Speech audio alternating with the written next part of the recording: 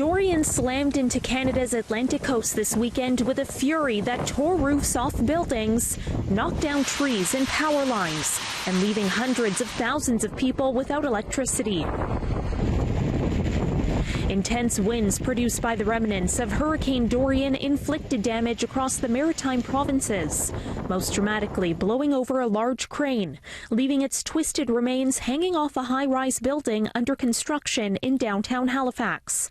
No injuries were reported.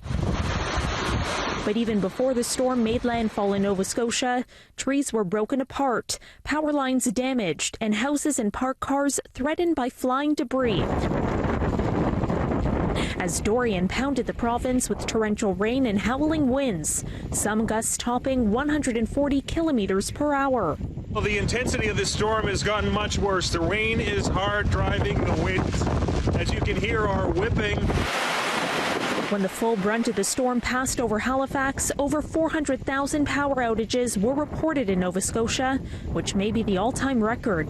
Environment Canada added, storm surge along the Atlantic coast of Nova Scotia reached near-record levels for Halifax Harbour.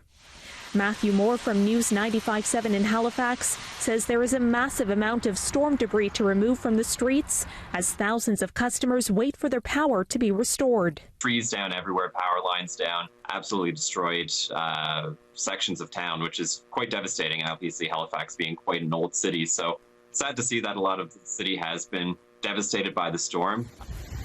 But in the wake of Dorian, storm-weary islanders are just itching for a return to normalcy.